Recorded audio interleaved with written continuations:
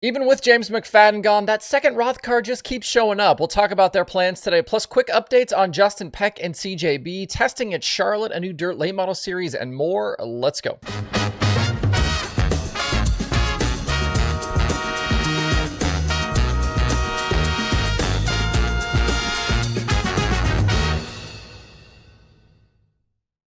It's Wednesday, October 23rd. I'm Justin Fiedler. This is DIRTRACKR Daily presented by Kubota Genuine Parts. First up off the top today, thank you for 36,000 YouTube subscribers. We crossed that number yesterday. If you would like to join 36,000 of your closest dirt racing friends, hit that subscribe button and like these videos. Both of those things are free to do. Both of those help you and the channel. If you're curious about some of the top line numbers for the show, we've already done more views and plays this year than we did all of 2023. And we just recently crossed over 13 million total views on the YouTube channel. Those are very good numbers. We'll start things off today with some updates on a few sprint car situations. The first one being Roth Motorsports. We don't know their future plans for the second car following the departure of James McFadden, who is returning home to Australia full-time. McFadden will likely make appearances in the US in the future, but on a much shorter schedule. That second Roth team was in action at Trophy Cup this past weekend with Ryan Timms in the car. He finished 17th and 14th in the prelims and 18th in the Saturday Big Show. Tim's time with Roth is going to continue, though, this week as well, as the NARC series shared to social media yesterday that this pairing will compete Friday and Saturday at Kern County in Hanford. This will be the fourth straight year that Timms has made late season appearances with NARC. He ran Hanford and Kern County in both 2021 and 2022. He also ran Kern County and Stockton in 2023.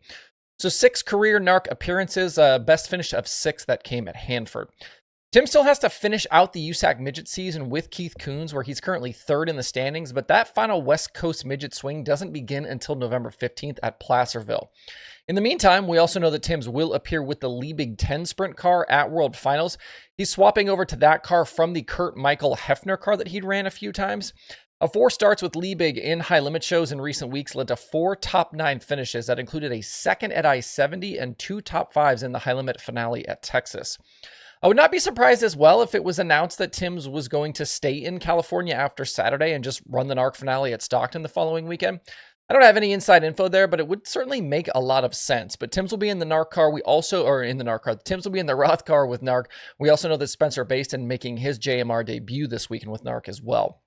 Going forward, the Roth plans for that second car, we don't know. I've had several messages saying that this car could just stay on the West Coast next year, kind of go back to being that 83 junior car that runs a regional schedule there, and then have it be available for a traveling schedule once McFadden returns. But I've also heard they could be back full-time with High Limit to take advantage of that charter. And even some others have told me that potentially 2 Roth cars could be on tour with the Outlaws next season. As for the driver, Timms might be a good guess, but certainly open to other guesses as well. I wish I had more clarity for you on this one, but it's just the information just isn't out there. Roth isn't known for being a particularly communicative team, and the only reason we know about these NARC starts for Timms is because of the series and not the team. Elsewhere, we know Justin Peck has been on the search for a new ride with the revelation that he won't be getting the CJB car for 2025. I have heard from 2 different sources that his California trip for Trophy Cup was fruitful beyond just winning that Thursday prelim show, though. Look for a new deal to be announced for him, likely in the coming days. He's one of these guys, too much talent, too much potential to be without a top ride for next year.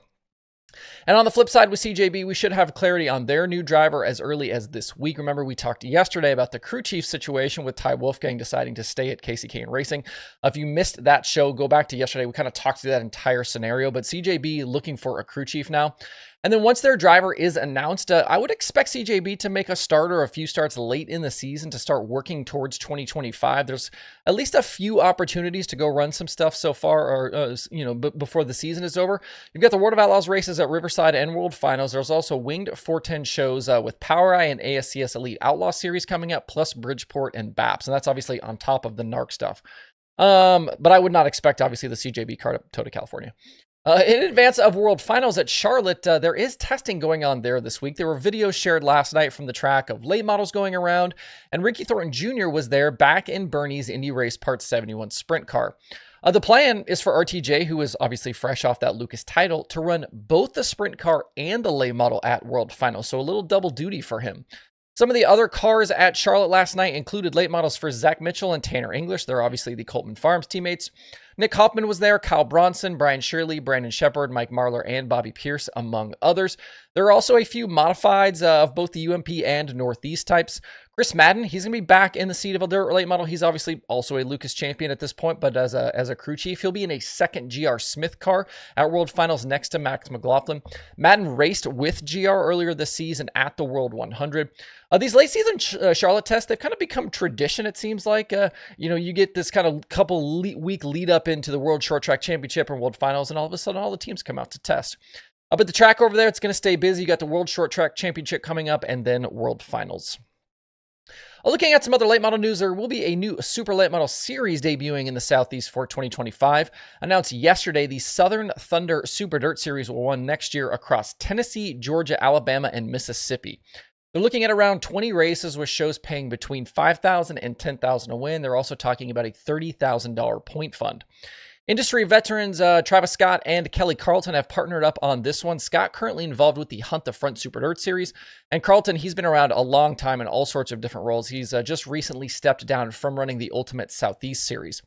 They will release a schedule at the PRI show in December and have partnered up with Hunt the Front for streaming coverage.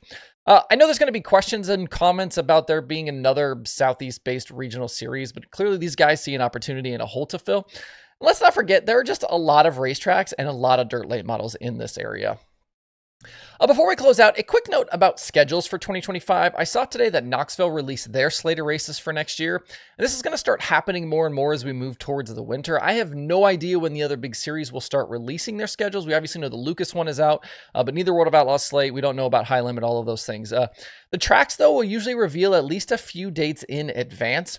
The PRI show I just mentioned before had long been the kind of traditional place to drop schedules, but a series have looked to kind of take over the news cycle and narrative where they can. Some have been getting released a lot earlier. Those track schedules, though, are often glimpses of how the larger seasons will play out. It's just a hint if you want to try and start spotting some stuff, maybe look around at some of those track schedules. If you want some more dirt racing audio this week, there are a bunch of new podcast episodes floating around. Wing Nation has Brad Sweet. Dirt Track Confessions has Part 2 with Barbara Pouch. Passing Points has Michael Tyree. Hoagie's Garage has Cole Olson. Turn 2 Terribles has Chad Trout. The Drivers Project has Trey Starks. And there are new episodes of The Dirt Reporters, The Dirt Nerds, Dirt Tracks and Rib Racks, Plum Wild, and Caution Free. You can see all of this and more over at DIRTRACKR.com/podcasts. That's the daily for this 23rd day of October. I do have some slider content I need to send out. I've got kind of a backlog there. I've been not good about that. So if you aren't subscribed to our email newsletter, you can do that for free over at DIRTRACKR.com/theslider. You're going to get writing and interviews in your inbox from a whole cast of characters that doesn't include me.